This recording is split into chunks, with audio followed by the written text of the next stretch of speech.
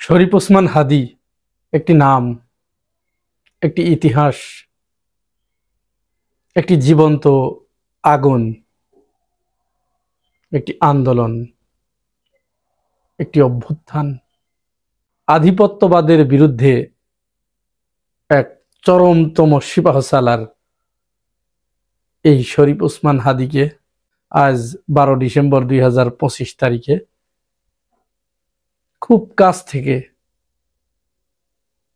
চোয়ালের ঠিক এইখানে গুলি করা হয়েছে। গুলি তার এই পথ দিয়ে ঢুকে এই পথ দিয়ে বের হয়ে গেছে। জুমার নামাজের পরের ঘটনা। এখন ওসমান হাদীকে কারা গুলি করেছে, কারা তাকে হত্যা করতে পারে? স্বাভাবিকভাবেই আমাদের মনের ভিতরে নানা ধরনের চিন্তা, সন্দেহ, সংশয় উকি দিচ্ছে। কারা তাকে হত্যা করতে পারে? কারা তাকে হত্যার উদ্দেশ্যে গুলি করেছে?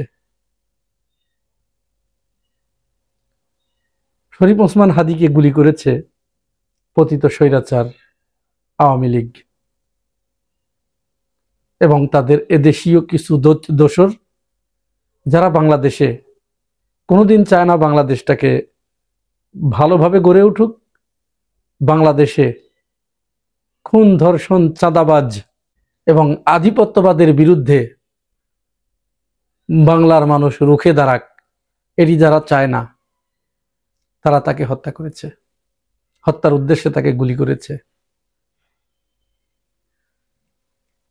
শরীফ ওসমান হাদীকে হত্যা করার উদ্দেশ্যে গুলি করেছে ভারত।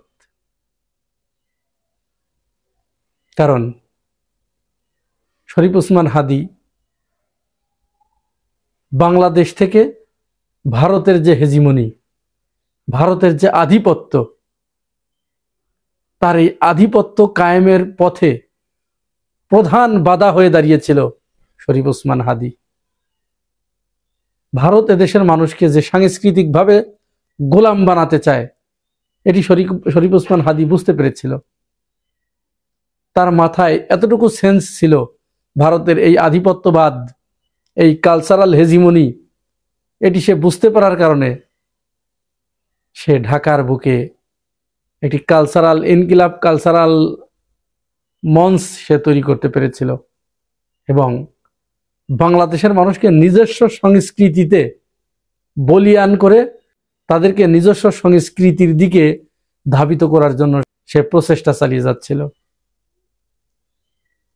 যার কারণে তাকে হত্যা করতে উদ্যত হয়েছে ভারত। শরীফ ওসমান হাদীকে হত্যা করেছে বিএনপি, কারণ তিনি ঢাকা ৮ আসনের সংসদ সদস্য প্রার্থী ছিলেন, স্বতন্ত্র প্রার্থী ছিলেন। এই আসনের আরেকজন হেভিওয়েট প্রার্থী বিএনপির মির্জা আব্বাস। শরীফ ওসমান হাদীর জনপ্রিয়তায় ভীতু হয়ে তার পথের কাঁটা দূর করার জন্য এবং হাদী চাঁদাবাজের বিরুদ্ধে যে বিভিন্ন সময় বিভিন্ন হুঙ্কার দিয়েছে, হয়তো হাদী বেঁচে থাকলে চাঁদাবাজের পথে তিনি প্রধান অন্তরায় হয়ে উঠতেন, যার কারণে তাকে দুনিয়ার বুক থেকে সরিয়ে দিয়ে বিএনপি তথা মির্জা আব্বাস তার পথ পরিষ্কার করেছে। শরীফ ওসমান হাদীকে হত্যার উদ্দেশ্যে গুলি করেছে জামাত ইসলাম, কারণ জামাত ইসলাম এই আসনে সাদিক কায়েমকে মনোনয়ন দিতে চাচ্ছে। শরীফ ওসমান হাদীর সাথে সমঝোতা করতে চেয়েছিল, কিন্তু ওসমান হাদী এই আসনটি, ঢাকা ৮ আসন ছাড়তে নারাজ। তিনি এটি ছাড়বেন না, তিনি স্বতন্ত্রভাবেই এখানে নির্বাচন করবেন। অপরদিকে জামাত ইসলাম মির্জা আব্বাসের বিরুদ্ধে সাংগঠনিক সমস্ত শক্তি কাজে লাগিয়ে, সাদিক কায়েমের ইমেজকে কাজে লাগিয়ে এই আসনটি আব্বাসের হাত থেকে উদ্ধার করতে চাচ্ছিলেন। এইখানে প্রতিবন্ধকতা সৃষ্টি করেছিল ওসমান হাদি, যার কারণে জামাত ইসলাম ওসমান হাদিকে সরিয়ে দিয়ে সাদিক কায়েমের পথ পরিষ্কার করেছে। মির্জা আব্বাস ইতিমধ্যেই তিনি বলেছেন যে জামাত শিবিরের প্রশিক্ষিত বাহিনী ওসমান হাদিকে হত্যা করেছে। মির্জা আব্বাস এবং বিএনপি ওসমান হাদির উপরে এই গুলি, এই হামলা, এটাকে নরমালাইজ করার এইখানে একটা প্রচেষ্টা চালিয়েছেন। তো এই যে আমি এতক্ষণ ধরে যে কথাগুলো বললাম, বাংলাদেশের প্রতিটা মানুষ ঠিক এই রকম সন্দেহ সংশয়ের দোলাচলে দুলছে এবং তারা এই কল্পনার সাগরে ভাসছে যে এরা এরা এরা এরা এক একজন এক এক অ্যাঙ্গেল থেকে, তার চিন্তার দৃষ্টিকোণ থেকে তারা চিন্তা ভাবনা করছে, তার মতের দৃষ্টিকোণ থেকে, তার পথের দৃষ্টিকোণ থেকে, তার আদর্শের দৃষ্টিকোণ থেকে তারা এটিকে দেখার চেষ্টা করছে এবং একজন আরেকজনের উপরে ঠিক এইভাবে কাদা ছুড়ে দিচ্ছে। আর এই সুযোগটাই কাজে লাগাচ্ছে পতিত স্বৈরাচার। এই যে এতগুলো সন্দেহের কথা আমি আপনাদেরকে বললাম, এগুলোর কিন্তু কোনোটারই কোনো ভিত্তি নাই যতক্ষণ না খুনি ধরা না পড়ে। এবং এই অন্তর্বর্তীকালীন সরকার, প্রফেসর ডক্টর ইউনূসের সরকার যদি এই শরীফ ওসমান হাদির উপরে হামলাকারীকে অতি দ্রুত গ্রেপ্তার করে তার হত্যার মোটিভ এবং তার সাথে আর কে কে জড়িত ছিল তার শিকড় শুদ্ধ যদি তুলে আনতে না পারে, তাহলে এটি হবে এই অন্তর্বর্তীকালীন সরকারের সবচাইতে বড় ব্যর্থতা এবং জুলাই গণঅভ্যুত্থানের পক্ষের সিপাহসালারদের সাথে সবচেয়ে বড় গাদ্দারি। আগের সন্দেহগুলো আমরা একপাশে রেখে দেই, এই সন্দেহগুলো ঢুকিয়ে দিয়েছে আমাদের ভিতরে পতিত স্বৈরাচার। কারণ দীর্ঘদিন ধরে শরীফ ওসমান হাদির উপরে তার নির্বাচনী প্রচার অভিযানে গেলে তার গায়ের উপরে পচা পানি নিক্ষেপ করা হয়েছে, তার মেসেঞ্জারে বারবার হত্যার হুমকি দেওয়া হয়েছে। এই যে কবি নামের এক কলঙ্ক, এই যে শোভ ডাল্টন শোভ, গোপালগঞ্জের কুলাঙ্গার, সে তাকে নিয়মিত হত্যার হুমকি দিয়ে যাচ্ছে। এই যে দেখুন, সুতরাং তার উপরে যে গুলি করা হয়েছে এটি প্রাথমিকভাবে এটি ধরে নেওয়া যাচ্ছে, এতে কোনো সন্দেহ নাই, নিঃসন্দেহে এটি ধরে নেওয়া যায় যে পতিত স্বৈরাচারের যে সন্ত্রাসী বাহিনী, গুন্ডা বাহিনী, ছাত্রলীগ, তারাই এই কাজটি করেছে, এতে কোনো সন্দেহ নেই। এরপরে এদেরকে গ্রেপ্তার করে তারপরে মোটিভ উন্মোচন করলে বাকিদের অবস্থা জানা যাবে। সুতরাং আপাতত দেশবাসীকে বা বিএনপি জামাতকে আমরা বিনয়ের সাথে অনুরোধ জানাবো, একজন আরেকজনের উপরে কাদা ছোড়াছুরি করে নিজেদের ঐক্য বিনষ্ট করে বাংলাদেশের এই ক্ষেত্রটাকে, এই ভূমিটাকে, এই মাটিটাকে আর স্বৈরাচারের পায়ের নিচে আপনারা ঠেলে দেবেন না দয়া করে।